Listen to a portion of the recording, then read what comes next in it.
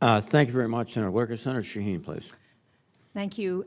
Secretary Austin, General Milley, thank you both for being here this morning and for your service. And General Milley, thank you especially for all of the years that you have given to this country and to all of us. And we will miss you, even if you may not miss these posture hearings.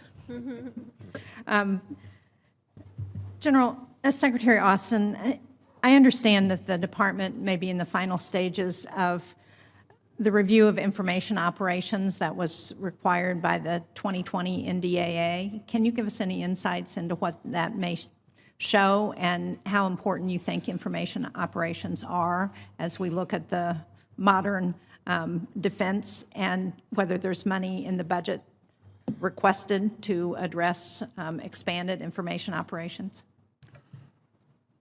Thanks, Senator. I think what we'll find is that that work will show that information operations is increasingly relevant and increasingly valuable in terms of enabling our operations, and also understanding and countering what our adversaries are doing.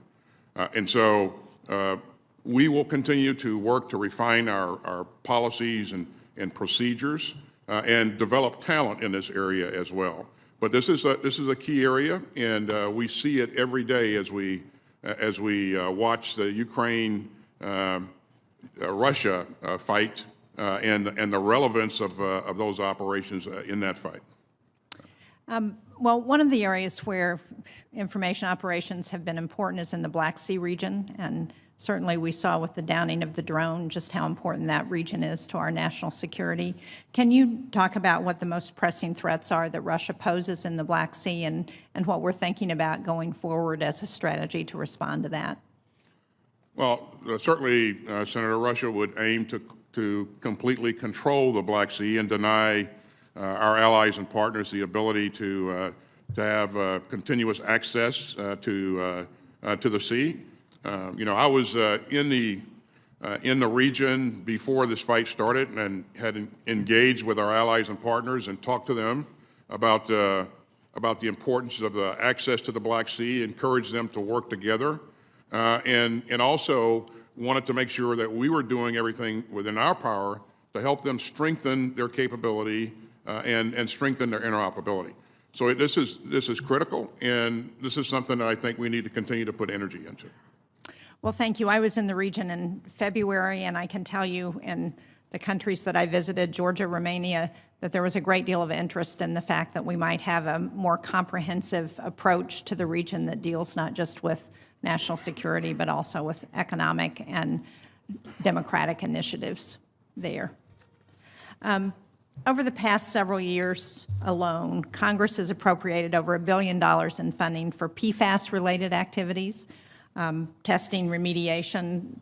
The most recent information I've seen suggests that there are more than 700 contaminated military sites across the country, including the former Pease Air Base. Congress has shown a willingness to accelerate testing and cleanup by increasing funding, and yet the department claims that it's unable to execute those increased funding levels. We appropriated $517 million, or authorized it, in fiscal year 2020. Can you speak to what needs to happen in order for the department to make better use of the funds that Congress appropriates to address PFAS? We will continue to make every effort to make best use of those funds. I think you see in this budget we've asked for another $400 million. And to your point, Senator, if funds are not executed in one particular year, I think they roll over to the next year. So we have the benefit of using the funds that were not completely executed last year, plus the $400 million we're asking for this year. And we'll make every effort to make sure that we're doing everything within our that's possible to utilize the funds, and where we need more, we'll come back and ask you for more. Well, thank you. I appreciate that. I hope you will also take a look at our willingness to be transparent with the public where sites have been contaminated, because there is a great deal of distrust, I think, about information sharing from the Department of Defense, and at least we've seen that in the site in New Hampshire, and I think that undermines our ability to address what needs to be done in those sites to clean up the contamination and to encourage the communities to do what they need to do to address the problem. Thank you, Mr. Chairman. Thank you, Senator Shaheen. Senator Fisher, please.